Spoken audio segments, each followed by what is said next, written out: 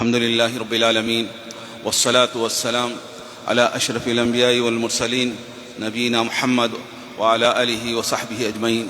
أما بعد، أعوذ بالله السميع العليم من الشيطان الرجيم. بسم الله الرحمن الرحيم. يا أيها الذين آمنوا اتقوا الله حق تقاته ولا تموتن إلا وأنتم مسلمون. يا أيها الناس اتقوا ربكم الذي خلقكم من نفس واحدة وخلق منها زوجها وبث منهما رجالا كثيرا ونساء واتقوا الله الذي تساءلون به والأرحام إن الله كان عليكم رقيبا. يا أيها الذين آمنوا اتقوا الله وقولوا قولا سديدا يصلح لكم أعمالكم ويغفر لكم ذنوبكم ومن يطع الله ورسوله فقد فاز فوزا عظيما.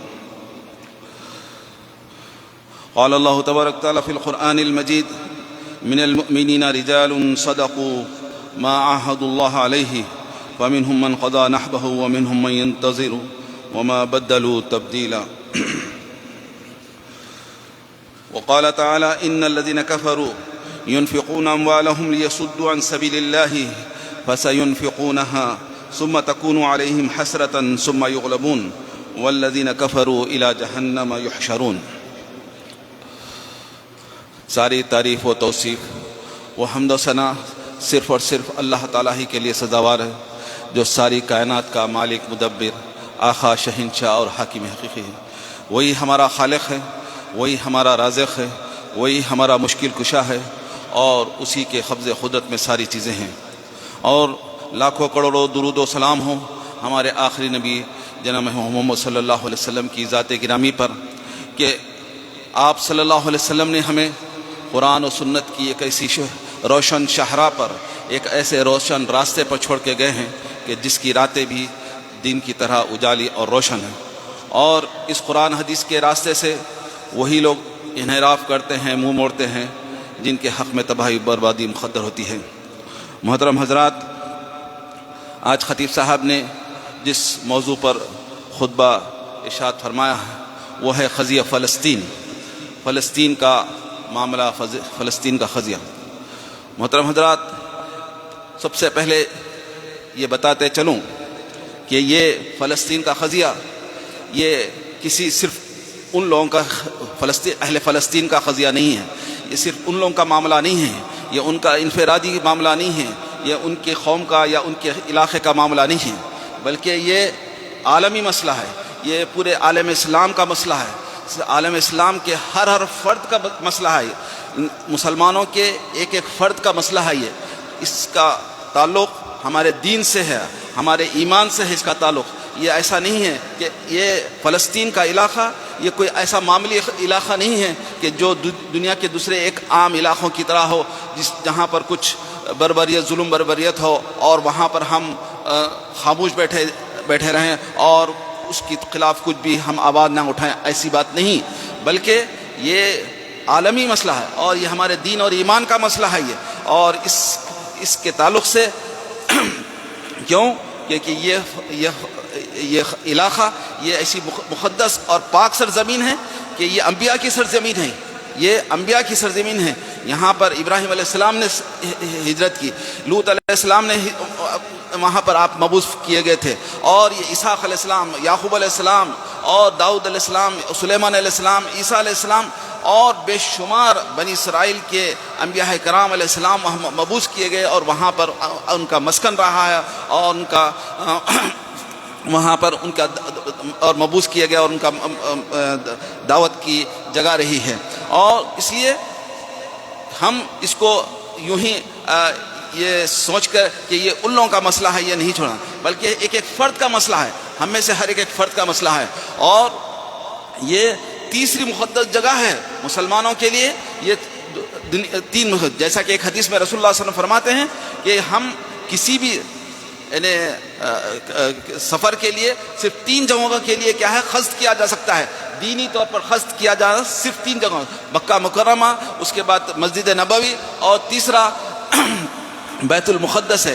یہ اس کی طرف ہم کیا ہے خرچ کیا جاتا ہے، جس کی طرف خرچ کرنا اور اس ارادہ کرنا اور سفر کرنا یہ دینی سفر کہلایا جائے گا. اور جس طرح سے ہم مکہ اور مدینے کے لیے جاتے ہیں اسی طرح کیا ہے بیت المقدس کی بھی زیارت، یہ بھی کیا ہے تیسرا اس کی بھی فضیلت ہے.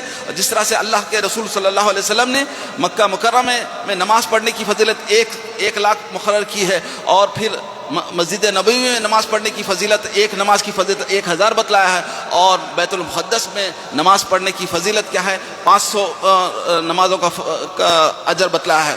اور یہ وہ فلسطین، یہ وہ جگہ ہے جہاں سے رسول اللہ صلی اللہ علیہ وسلم کو معراج کے موقع پر وہاں سے اللہ تبارک تعالیٰ نے آسمان پر بلایا تھا. اور جیسا کہ اللہ تبارک تعالیٰ ارشاد فرماتے ہیں سبحان الذی اسریٰ بعبدہ لیلا من المسجد الحرام الی المسجد الاقصی الذی بارکنا حولہ لنریہ من آیاتنا انہ هو السمیع العلیم.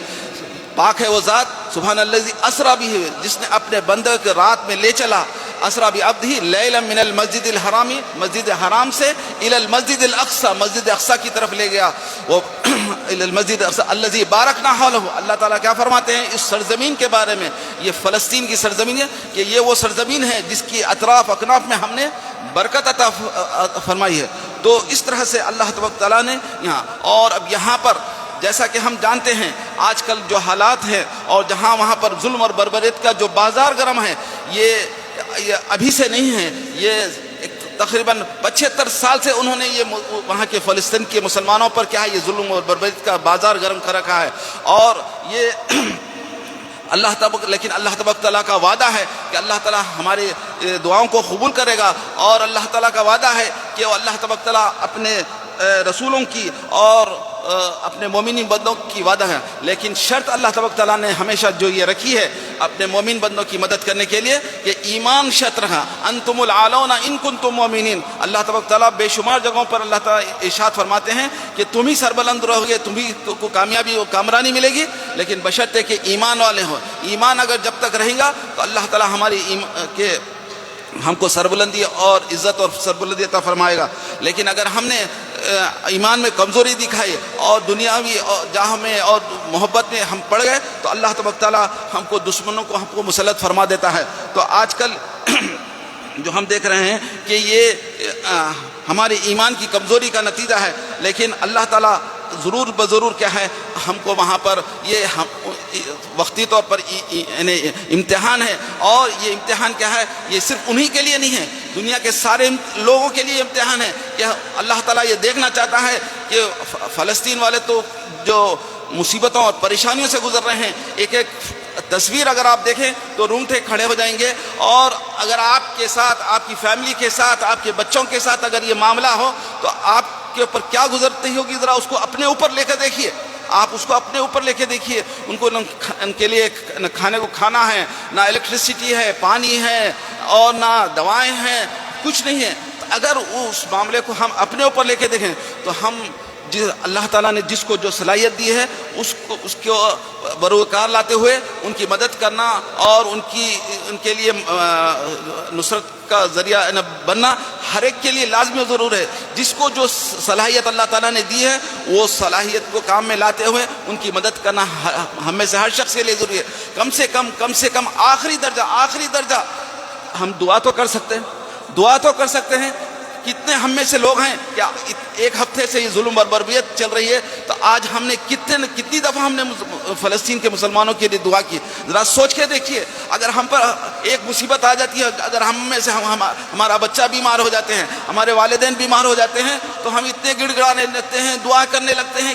تو کیا یہ ہمارا مسئلہ نہیں ہے؟ وہ حدیثیں کہاں ہیں جس میں رسول اللہ صلی اللہ علیہ وسلم فرمایا مثل المؤمنین کمثل الجسد الواحد.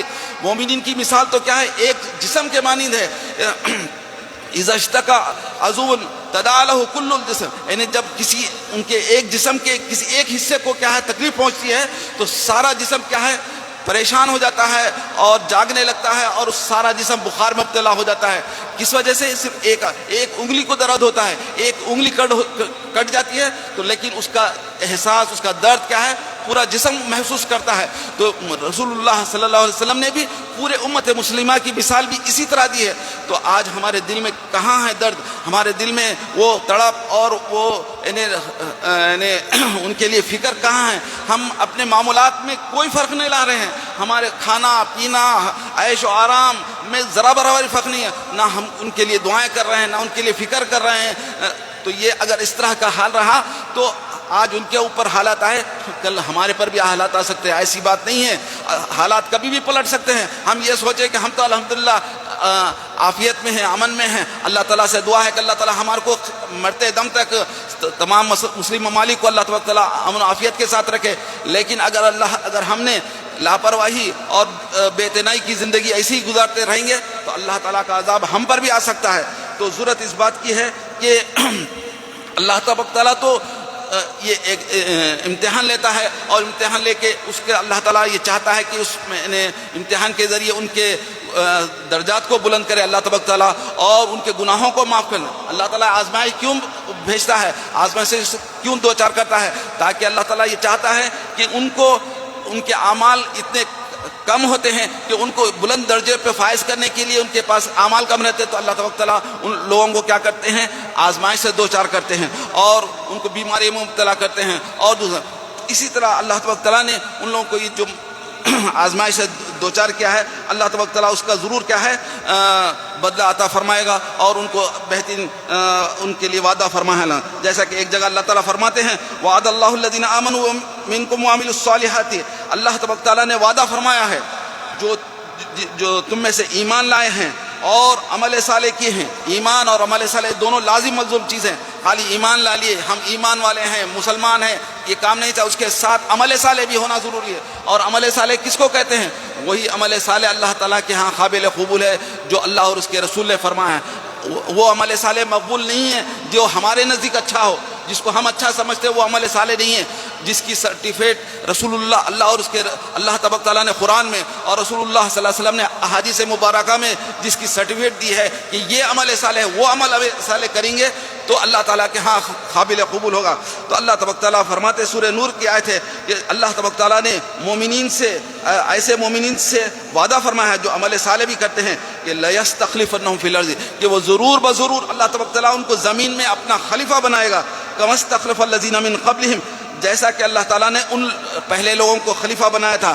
وَلَيُمَكِّنَنَّ, اور ضرور بضرور اللہ تبارک تعالیٰ ان کو قوت عطا فرمائے گا, تمکنت عطا فرمائے گا ان کے لیے دینہم, اس دین کی وجہ سے جو ان کے لیے اللہ تبارک تعالیٰ نے پسند فرمایا.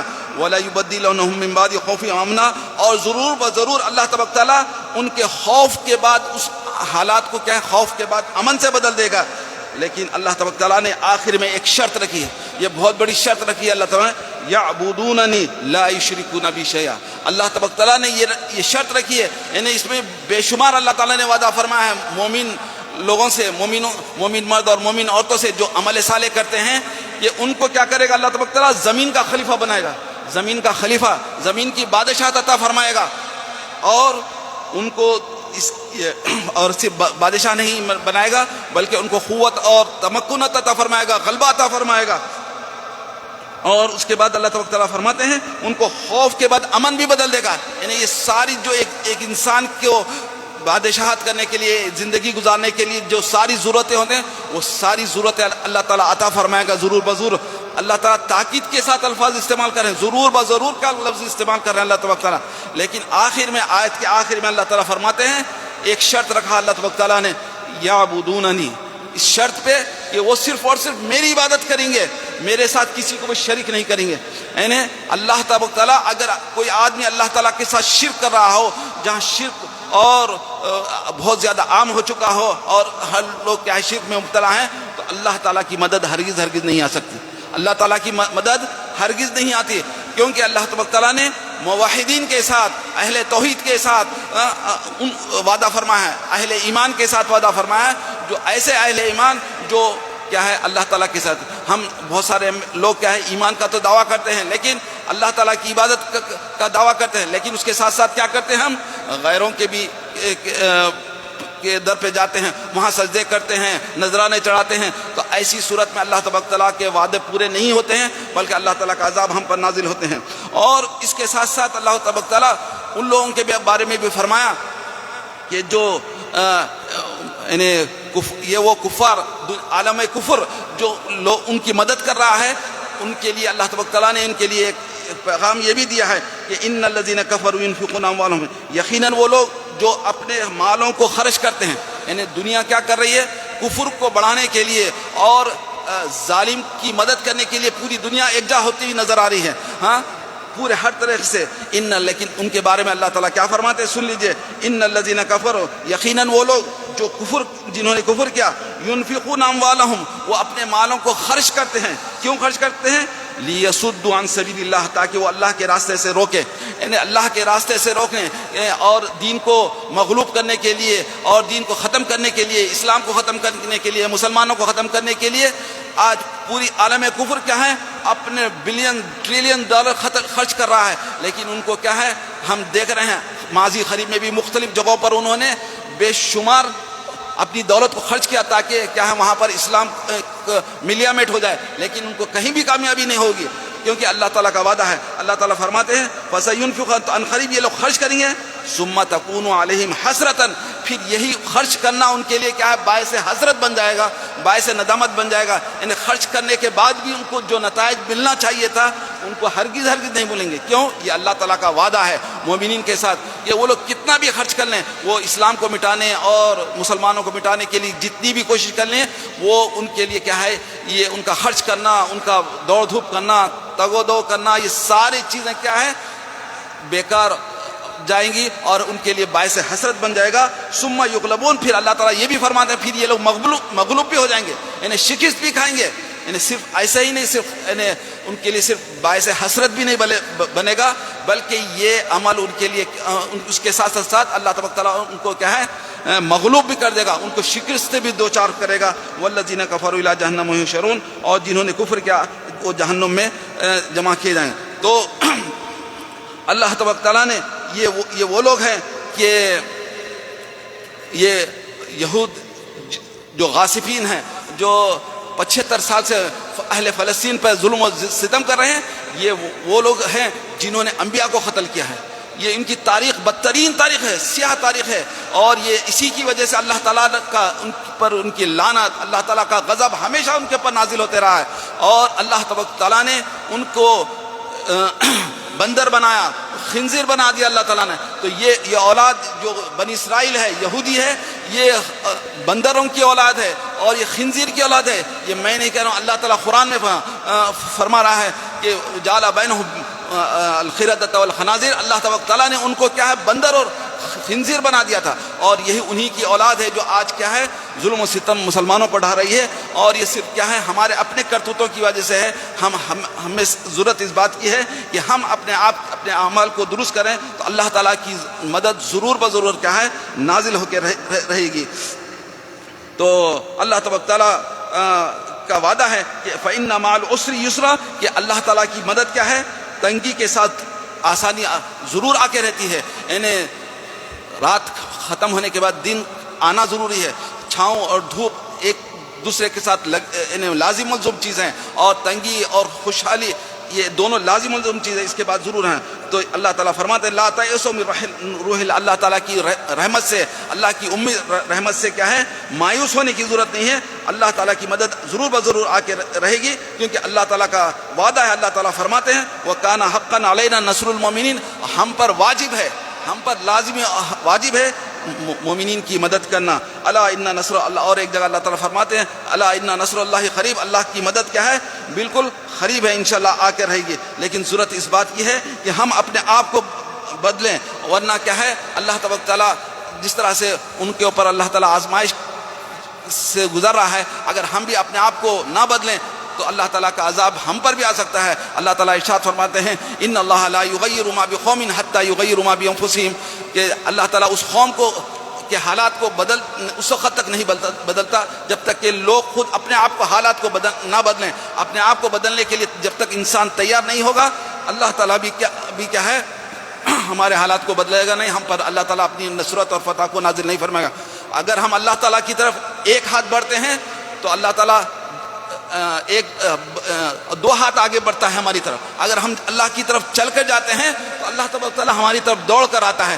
لیکن ضرورت اس بات کی پہلے تو اپنی طرف سے ہم کوشش کریں کچھ آگے بڑھیں تو اللہ تعالیٰ کی مدد. لیکن اگر ہم اپنے آپ کو نہیں بدلیں گے تو اللہ تعالیٰ کی مدد بھی نہیں آئے گی. تو اللہ تعالیٰ سے دعا ہے کہ اللہ تعالیٰ ہم پر رحم فرمائے، اور خصوصاً اہل فلسطین پر جو ظلم اور بربریت ہو رہی ہے، اللہ تعالیٰ اس کو جلد سے جلد ان کو وہاں پر امن قائم کرے اور ان کو اس کا مداوع عطا فرمائے، اور یہودیوں اور غاصبین کو تباہ برباد کر دے اللہ تبارک تعالیٰ، اور ہم کو جب تک زندہ رکھے ایمان پر، اسلام پر زندہ رکھے، اور خاتمہ بالخیر فرمائے. آمین یا رب العالمین.